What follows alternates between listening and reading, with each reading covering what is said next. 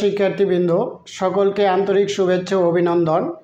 আজকে আমরা ক্লাস 6, 7 এবং 8-এর তথ্য উপাত্তের অধ্যায় থেকে যে ধরনের অঙ্ক আসে সাধারণত সেগুলি এরকম একটি সৃজনশীল আমি লিখেছি। ষষ্ঠ শ্রেণীর 20 জন শিক্ষার্থীর গণিত বিষয়ের প্রাপ্ত নম্বর নিম্নরূপ। এই 20 জন শিক্ষার্থী গণিত বিষয়ে কেউ 75, কেউ 60, কেউ 71, কেউ 60 এরকম নম্বর পেয়েছে। ক নম্বরে বলছে উপাত্তগুলোকে মানের ক্রমানুসারে সাজাও। ক্রমানুসারে মানে হলো ছোট থেকে বড় ক্রমে সাজাও। তো ছোট থেকে বড় ক্রমে সাজানোর জন্য এই ধরনের অঙ্ক কিন্তু আমরা 5-এও করেছি, এগুলি 6-এও থাকতে পারে, 7-এ, 8-এ থাকে। তো মধ্যক এবং প্রচুরক নির্ণয় করা এটা কিন্তু 9, 10-এও থাকে। এই ধরনের অঙ্ক MCQ অথবা ক নং প্রশ্নের মধ্যে 9, 10 পর্যন্ত মধ্যক প্রচুরক থাকে।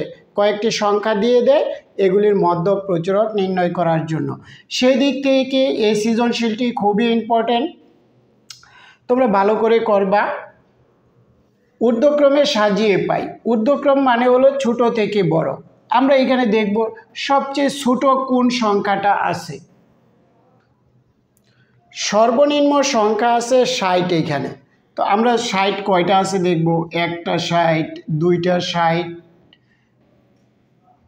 আর কোনো 60 নেই, তাহলে দুইটা 60 আমরা এখানে লিখব।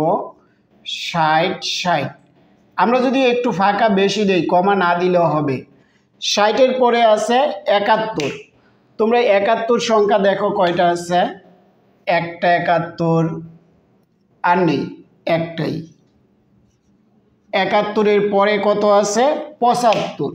তো 75 কয়টা আছে, একটা 75, দুইটা 75, তিনটা 75 আছে।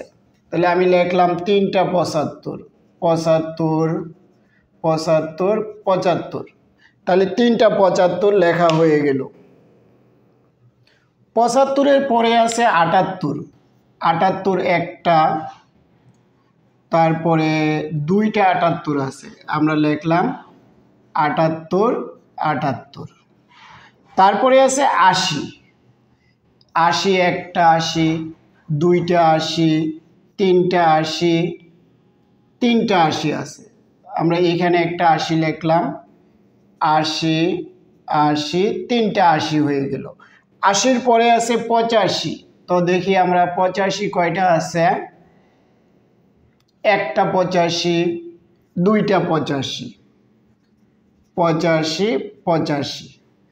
তারপরে আছে 90, একটা 90, দুইটা, তিনটা, চারটা, পাঁচটা 90, একটা, দুই, তিন, চার, পাঁচটা 90। 90-এর পরে আছে 92, 92 আছে আমাদের একটা 92, এখানে লিখব একটা 92। তারপরে আছে 95, 95 কয়টা আছে, একটা 95, আর নাই, একটা 95। দেখো আমি কিভাবে সাজাইলাম, প্রশ্ন থেকে কাটলাম, এখানে লিখলাম। তোমরা একইভাবে আমি যেভাবে সাজাইছি সেইভাবেই তোমরা সাজাইবা। এখানে কাইটা লিখবা, এখানেও কাইটা নিয়ে আসবা একবারে। তাহলে দেখো আমার কোনো সংখ্যা কাটার বাকি নেই, কোনো সংখ্যা আমার কাটার বাকি নেই। তাইলে এখানে আমরা গণনা দেখব 20টা হয় কিনা।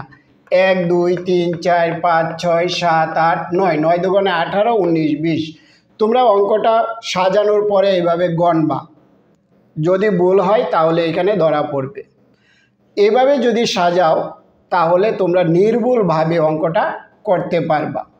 তাহলে আমরা ক নাম্বার পেয়ে গেলাম, উপাত্তগুলোকে মানের ক্রমানুসারে সাজিয়ে। খ নাম্বারে বলছে প্রদত্ত উপাত্তসমূহের মধ্যক ও প্রচুরক নির্ণয় করো। তো মধ্যক এবং প্রচুরক নির্ণয় করতে হলে আমার এটা লাগবে। খ নাম্বার দিয়ে লিখবা, ক নং ব্যবহার করে মধ্যক ও প্রচুরক নির্ণয় করা হলো। তাইলে আর তোমার দ্বিতীয়বার এটা এখানে সাজানো লাগবে না। এখানে উপাত্তগুলোর সংখ্যা কয়টা আমাদের আগে নির্ণয় করার জন্য এই নিয়মটা দেখতে হবে। উপাত্তগুলোর সংখ্যা 1 2 3 4 5 6 7 8 9 10 11 12 13 14 15 16 17 18 19 20। তার মানে এইখানে 20টা উপাত্ত আছে, এখানেও 20টাই। আমরা এখান থেকেই তো সাজাইছি, এখান থেকে গণা যেই কথা এখান থেকে গণা একই কথা। তাহলে লিখবা এখানে উপাত্তগুলোর সংখ্যা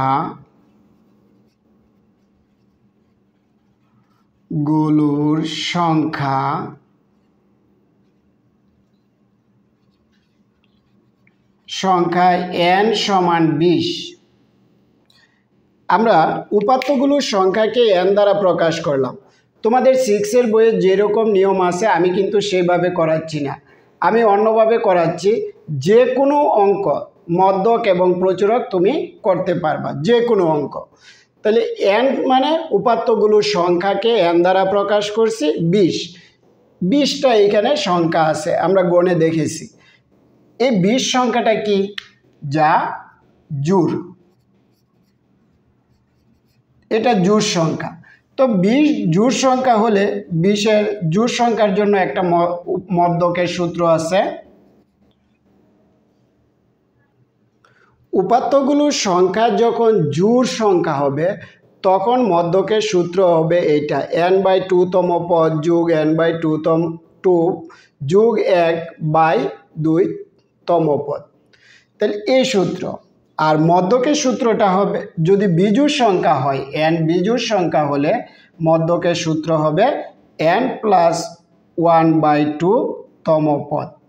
তোমরা এই সূত্র দুইটা খাতায় লিখে মুখস্থ করে ফেলবা, তাহলে তোমরা একদম 8 পর্যন্ত মানে 9-10 পর্যন্ত এই মধ্যক তোমরা করতে পারবা। এবার আমরা মধ্যক নির্ণয় করি। n/2, n মানে কত? 20, n এর মান হবে 20/2 তম পদ যোগ, এই যে যোগ চিহ্ন, n হলো 20/2 যোগ 1 ব্র্যাকেট দিয়া তম পদ।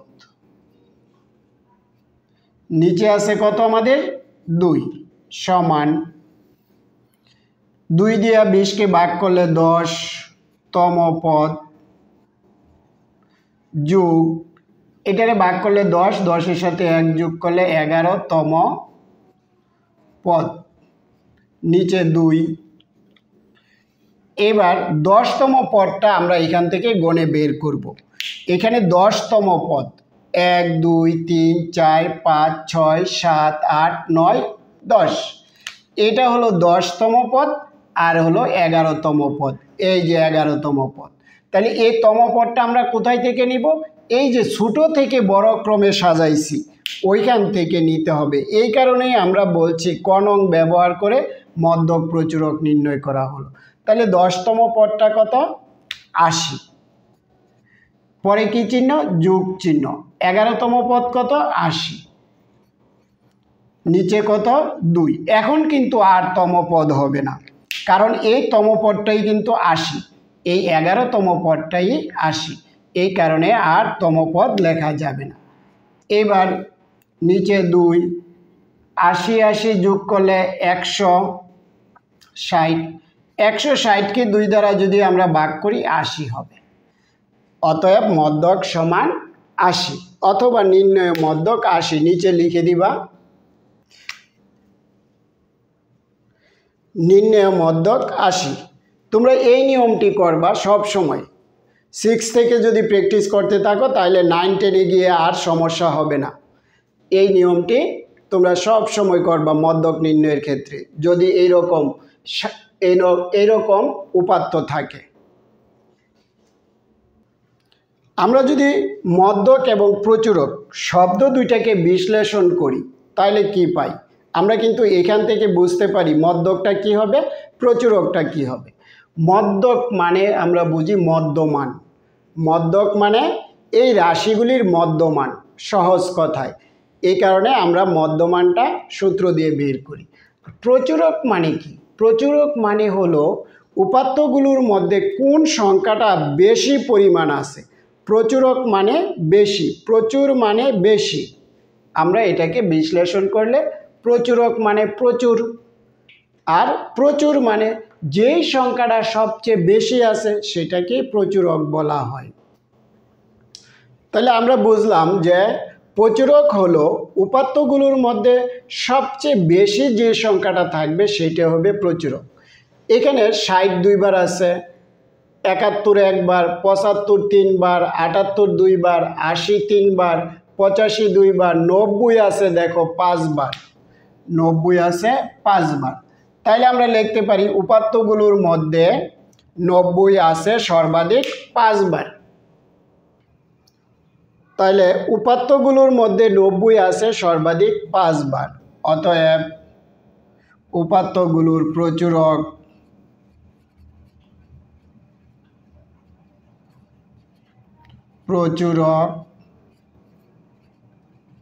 সমান 90। এটুক লিখে দিলেই প্রচুরক হয়ে যাবে। তাহলে আমরা মধ্যক এবং প্রচুরক নির্ণয় করলাম। গ নম্বরে বলছে উপাত্ত সমূহের গড় নির্ণয় করো। আমরা ক্লাস 5-এ গড় নির্ণয় করা শিখেছি। সংখ্যাগুলোকে যোগ করে সংখ্যাগুলোর সংখ্যা দ্বারা যদি ভাগ করি তাহলে গড় হয়ে যাবে। গড় নির্ণয় করতে হলে আমাদেরকে আগে যোগফল নির্ণয় করতে হবে। তাহলে যোগফল আমি নির্ণয় করার জন্য দেখো কিভাবে সাজাইছি। আমার এখানে 20টা সংখ্যা আছে, 20টা সংখ্যাকে আমি 4টা লাইন করেছি। তো 4টা লাইন করলে আমার কয়টা করে সংখ্যা লাগবে? 5টি করে সংখ্যা লাগবে। তো দেখো আমি প্রথমে 1 2 3 4 5 5টা সংখ্যায় কমা দিলাম, পরের 5টা সংখ্যায় আবার কমা দিলাম, এরপরের 5টা সংখ্যা, এরপরের 5টা সংখ্যা। কমা দিয়ে লেখার উদ্দেশ্য হলো নির্ভুলভাবে যেন আমি লিখতে পারি। আমি যখন 5টা সংখ্যা লিখব এর বাইরে যেন না যাই। তো দেখো প্রথমে আমি এই 5টা সংখ্যা যোগ করে লিখলাম, পরে আবার দ্বিতীয় 5টা নিচে লিখলাম, এরপরে তৃতীয় 5টা, এরপরে চতুর্থ 5টা। এবার আমরা যোগ করব পাশাপাশি। 0 0 1 5 6 6 লিখলাম, পরে হাতে নাই 8, 8 এ 6 14, 14 সাথে হবে 21, 21 আর 6 27, 27 এ 6 হবে 27 এ 6 হবে 28, 29, 30, 31, 32, 33, 34। এখানে লিখব আমরা 34। এভাবে আমরা যোগগুলি করব পাশাপাশি। যোগফলটা আমরা প্রথমে এই সারির যোগ করব, এরপরে করব দ্বিতীয় সারির যোগ, এখানে লিখব তৃতীয় সারির যোগ, এখানে লিখব চতুর্থ সারির যোগ, এখানে লিখব। আমরা এই যোগফলগুলি এইবার এইভাবে যোগ করব। 8 আর 5, 8 5 13, 13 আর 6 19, 9 হাতে আছে 1 2 6 7, 7 4 11, 1 হাতে আছে 1 4 4 4 8, 8 4 12, 12 আর হইল 4 কত হবে? 12 4 হবে 16, এখানে 16 হবে। তাহলে দেখো গড় নির্ণয় করা আমাদের জন্য এইভাবে সহজ। তোমরা যদি ক্যালকুলেটর ব্যবহার করতে স্কুলে না দেয় তাহলে এইভাবে যোগ করবা, তাহলে নির্ভুলভাবে করতে পারবা। এবার গড় হলো উপাত্তগুলোর যোগফল, নিচে উপাত্তগুলোর সংখ্যা। তো উপাত্তগুলোর যোগফল আমরা কত পাইলাম? 16 আর 19। আর উপাত্তগুলোর সংখ্যা, এখানে কয়টা সংখ্যা ছিল আমাদের? 20টা সংখ্যা ছিল। এখানেও লেখা আছে 20 জন শিক্ষার্থী। আবার সংখ্যাগুলো গণলেও 20 জন পাইবা, 20 পাইবা। এই 20 দিয়ে এখন এটাকে ভাগ করতে হবে। 20 দিয়ে আমরা 16 19কে যদি ভাগ করি, 3 সংখ্যার মধ্যে দিতে হবে। 16 2 সংখ্যার মধ্যে ভাগ যাবে না, তাহলে 3 সংখ্যার মধ্যে দিলে 8 বার যাবে। 8 দুগুণে 16 আর একটা 0, 8 দিয়ে 20 গুণ করলে এটা হবে 0, 8 দুগুণে 16, 160, 1 0 নামবে না। এবার 9 নামাইলাম, ভাগ যায় না, 20 বড় 19 ছোট, উপর থেকে নামানোর পর এই যে দেখো উপর থেকে নামানোর পর ভাগ না গেলে ফলে শূন্য দিয়ে এখানে শূন্য দিতে হবে। এবার বিয়োগ করলে কত হবে 19। এবার আমরা সমস্ত নিয়ে দিব অথবা দশমিকে নিয়ে দিব। দশমিকে নিয়ে দিই, দশমিক দিলে এখানে দশমিক দিয়ে এখানে শূন্য। 9 বার দিলে 9 দুগুণে 18, 0 1। আবার দশমিকের জন্য একটা শূন্য নিলাম, 5 20 100, তাহলে শূন্য হয়ে গেল। তাহলে আমাদের ভাগফল কত হলো 80.95। আমরা লিখব 80.95। এভাবে আমরা গড় নির্ণয় করব। তো আমি দুইটা পদ্ধতি সহজ করে দেখানোর চেষ্টা করেছি, গড়, মধ্যক এবং প্রচুরক। এই তিনটা পদ্ধতি তোমরা যদি এই নিয়মে করো তাহলে আশা করি নির্ভুলভাবে পরীক্ষায় দিতে পারবে। ধন্যবাদ সবাইকে।